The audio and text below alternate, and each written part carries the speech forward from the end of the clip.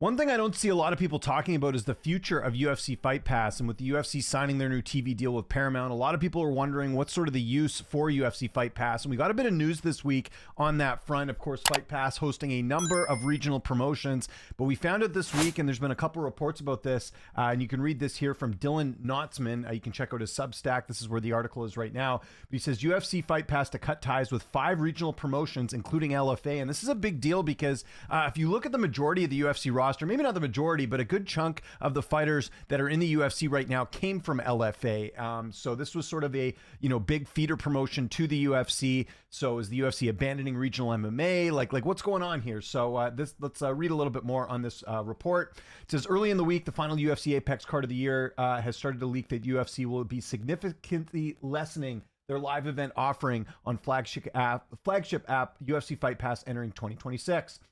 Oftentimes referred to as the home of regional MMA, UFC Fight Pass serves as a UFC fight library, regional, and on the home of the majority of regional shows throughout North America, even extending to the rest of the world since its inception in 2013. And so it talks here about some of the promotions that they've cut ties with. So LFA is the big one, Legacy Fighting Alliance.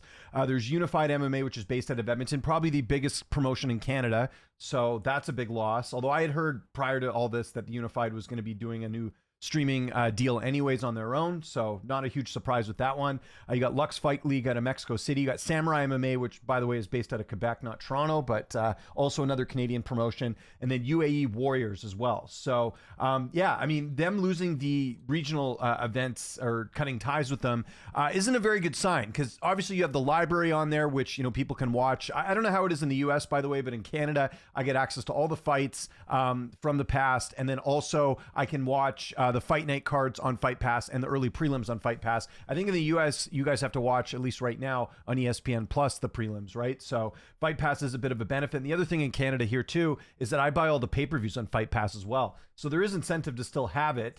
But yeah, if they're going to cut a lot of this regional stuff, not a ton of incentive to stick around. And what is the future of Fight Pass? That's a big question too with, like I said, the Paramount deal, right? Because are they going to start moving UFC content over to Paramount in their app? That's something I've always wondered. It's a pretty significant app that they've had over a number of years. It just seems weird that they would cut ties, or maybe the UFC feels like regional MMA is not lucrative or worth the squeeze, so to speak. So a lot of questions we're kind of wondering. There's another report as well here from Rodrigo Del Campo saying, been hearing more and more Fight Pass will head towards eventual shutdown. Nothing drastic, not renewing deals, shop the library around, not signing new promotions. Platform will be shut down in Brazil on December 31st. I would expect the rest of Latin America in 2026. And then he also had this tweet prior where he says, I would expect the end of Fight Pass with this. The MMA economy in several countries like Mexico, where big objective is to make Fight Pass, would seem a systemic shift. So yeah, we'll see what's going on, with Fight Pass. Now, people act like this is the end of the world. I mean, this day and age with technology, I don't think there's going to be any regional promotion hurting for a streaming deal. There's a lot of other platforms as an example, and not to do a shameless plug here. Spectation Sports is basically a UFC Fight Pass alternative. They host a number of events, throughout the week. They're basically like I wouldn't even call them a rival, but they're just basically the alternative to UFC Fight Pass, where they, stream a number of promotions that are out there, including Cage Titans, Fusion Fight League. They're doing a show this weekend. Legends of Combat. That's the old promotion that Jamal Hill fought for. There's a whole bunch of promotions out there that aren't even on Fight Pass that do stream on Spectation Sports. So we'll see if Spectation ends up getting some of these promotions, including LFA. Like I said, I think Unified's doing their own thing. Samurai, I'd be curious to see if they want to join on, with Spectation, because BTC, which is based out of Ontario, is currently doing their shows out of there. It would make sense for them to hop on. It looks like Battlefield Fight League is still on Fight Pass. That's the promotion out of Vancouver, Canada. So yeah, I think it's something worth keeping an eye on. Like, where is the future headed? The other thing I'll add into this, and I have a bit of insight as well. If you guys don't know, I produce this show on Fight Pass called The Gambler's Perspective. It's with Nick Kalikas and Yanni the Greek, and it's basically the podcast version of UFC on the Line. It's more of an extended show. We have guests on, we talk bets, all that stuff. But they announced on the show recently that they just got signed to a new 2-year deal for UFC on the Line. Now, I mentioned this, we mentioned this on the show yesterday, the latest episode, which is our UFC our UFC Vegas 112 preview. That we don't know if that extends to Fight Pass or not. We don't even know if this show is going to continue on Fight Pass. So we haven't been told yet. And we're coming up to the end of the year. We don't know if, what the future of our show is in terms of what platform it's going to be on. We will still do the show, even if it's not on Fight Pass. We'll find somewhere else to do it. But we've been on UFC Fight Pass since the start. And we were one of the first shows on Fight Pass way back. And I think it was like 2021, 2022, around there. I'd have to go look on when actually, you know what, I'll find out right now.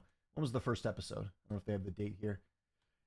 Either way, it's been a while. We've done 141 episodes. So yeah, it's I think that's another thing to keep in mind, because even though Nick and Yanni got signed for the UFC on the Line, which is on UFC Fight Pass, that could just mean the show itself, and that show could end up on Paramount. So we don't really know right now. And again, if you're not having original programming, if you're not having regional events, you've got the library, but is the Paramount fight's going to be on the UFC library? We don't know that either. There's a lot of questions going around about the future of Fight Pass. Like, personally, I like Fight Pass. I know a lot of Americans don't use it, especially with the fact that you have to pay for ESPN Plus. Here in Canada, Sportsnet has the TV rights, so I don't have to pay anything extra other than my usual sports package on cable to watch the UFC fight. So I like having Fight Pass, especially if I want to go back and watch stuff.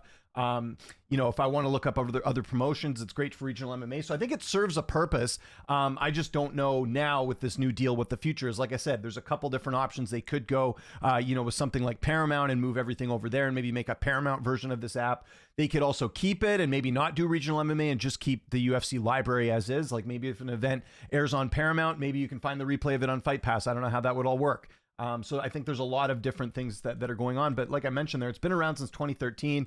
I remember back in its high point, I mean, it had a number of shows on there, a number of original programming. They had a lot of live streaming events. Like, it was very popular, and it's kind of sad to see them come off this, because, if you're on Fight Pass, I mean, think about it for a regional fighter. If you're competing on a promotion that has Fight Pass, the UFC, they have access to that library, that the chances of them seeing it are a lot greater than if you're on another platform. So there's a lot of benefit. I can even tell you, fighters that have interviewed that were on the regional scene were always happy about fighting with a promotion that would stream on Fight Pass, because again, it's such a big platform. So this is going to hurt regional MMA regardless, even though, like I said, there are alternatives for where they can show regional MMA. I just think that, with having that UFC name on it, it sort of adds a bit more prestige to it. So something to certainly keep an eye on. Again, just to be clear, like, they're not completely getting rid of the regional MMA, but losing LFA is a big one. Like, that's probably their biggest promotion that was on UFC Fight Pass. So to hear that, and Unified, I'd say Unified's the biggest one in Canada. So for those two to move off the mark, it's going to be interesting to see what happens. But like I said, people will find ways to watch things.